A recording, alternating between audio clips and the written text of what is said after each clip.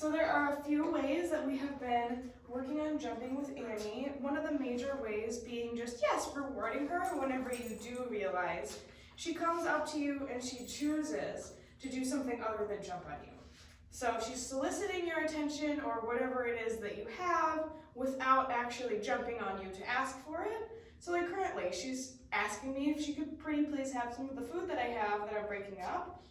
And if she were to jump on me, that would be not as ideal as her just standing there and looking cute. So we want to make sure to reinforce whenever she, yes, she does choose to ask for something in a way that is not jumping. Particularly if she is to sit, I'm always going to reward her when I can. So to start, the first game that we play is the no jump game.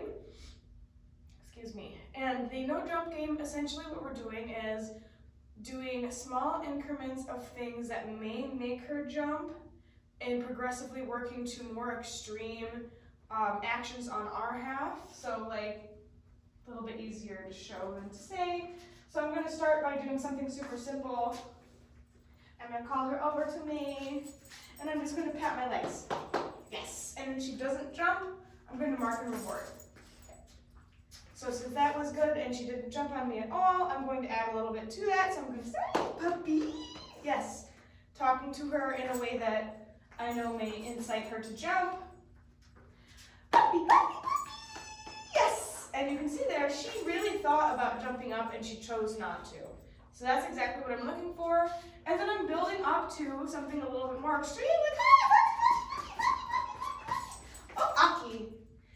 Something a little bit more hard for her to not jump is like moving around and making those noises. And as you can see right there, all you're going to do is say Aki and turn away and let her know that that was not the correct choice and try again. So knowing that that was a little bit too hard, I'm just going to take it down a little bit and I'm just going to oh, Aki. So apparently that was still too much. We're going to go back to just moving backwards. Yes. So it's important to take the mistakes as information. When she does make a mistake and jump on you, all that tells you is that you're doing too much and you need to take it down a notch. Maybe not even a whole notch, maybe a half a notch, but just turn it down just a little bit so that she's successful. She has to do absolutely nothing. That is her task for this game. I want her to just look at me like I'm silly, like why would I ever jump on you and wait for her cookie to fall. So we'll do that again. So taking out the points. Yes. And we'll do a few of these with her being successful.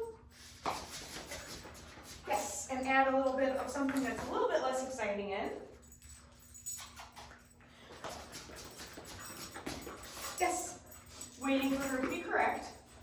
The little hop was fine, but I'm not going to mark and reward when she does do something like that. I don't want it to slowly over time turn back into jumping.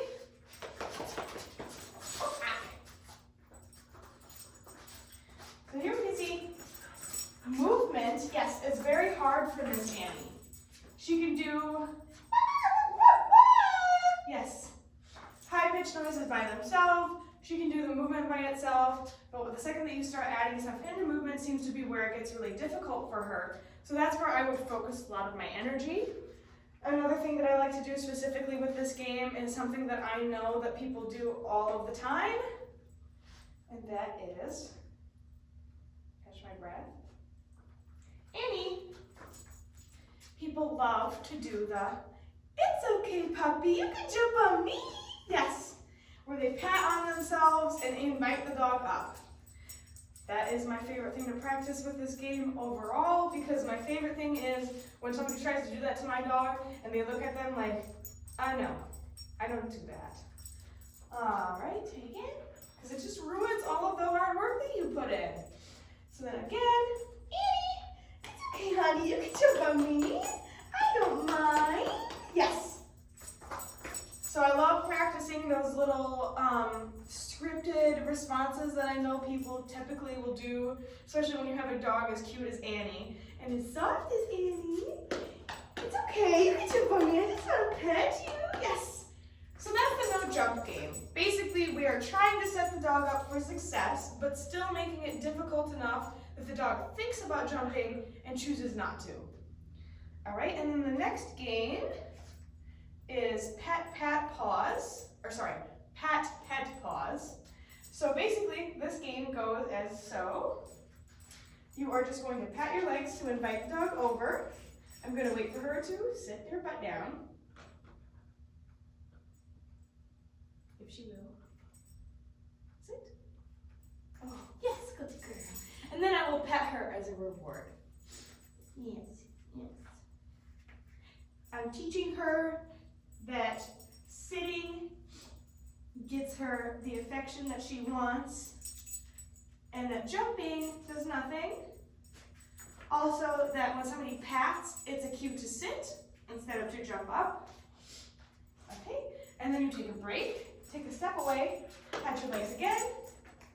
Yes, and wait for a sit and repeat. Yeah.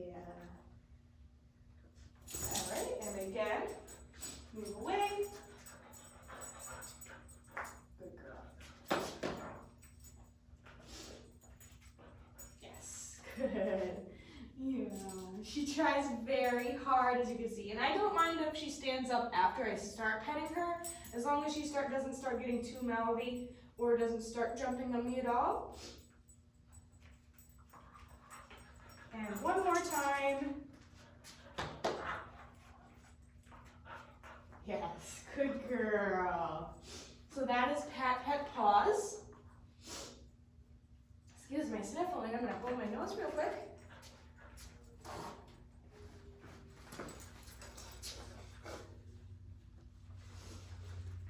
Okay, and then finally, the last game that we practice for jumping is called high treats.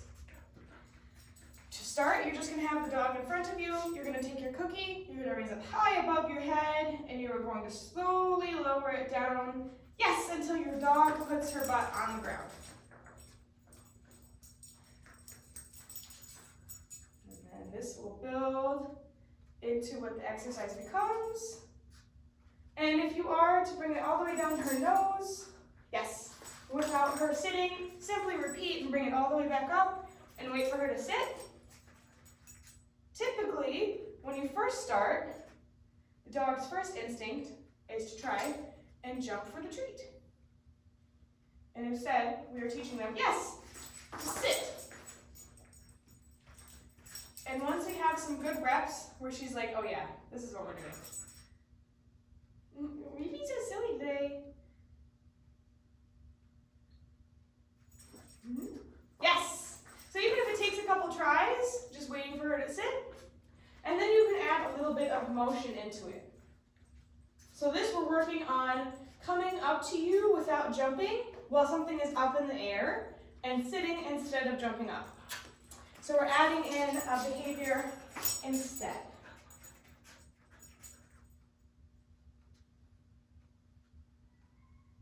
And you can see even, yes, when she doesn't sit right away, it does make her stop and think about what she's doing a little bit.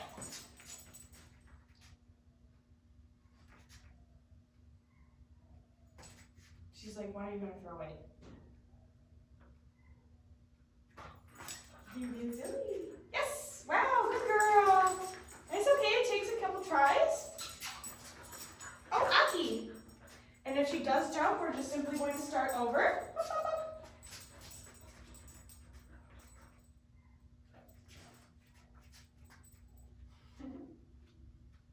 You must actually put your butt on the ground. Oh, Aki. Now we're getting a little frustrated. Okay, let's try one more time. Let's make this easy. For whatever reason today, this is a difficult game for her. That's yucky. If she is to land her feet all the way on me again, I will leave the room. But we're just going to do this a little bit easier because she seems to be getting a little bit frustrated right now. Yes. If she does seem to be getting a little bit frustrated like this, I would get a scatter, a good repetition. If you can, if she's consistently still not getting it, I would just end. But if you can get a good rep to end on, that's ideal. And then I want to transition into talking about what to do when she is jumping on you, and if you aren't able to do all of this, say you don't have cookies on you, or say you literally just want to sit down on the couch, or come into a room, or anything of the sort.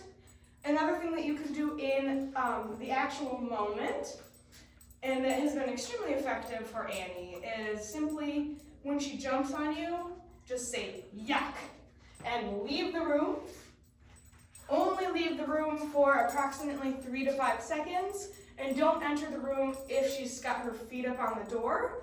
But after 3 to 5 seconds, if she still doesn't have her feet up on the door and she's not jumping and barking for you to come back in, you can come back in and try again, and typically she won't jump on you again after that. She finds that very punishing for you to leave her alone, which typically we don't pull that out unless it's completely necessary, just because it can be just a little bit stressful. She says, "Why are you leaving me? I'm a good Annie girl." But that is how we handle it in the moment if she's to jump on you, or if she is, for whatever reason, have it up her butt to continuously be jumping on you, I would simply just leave the room.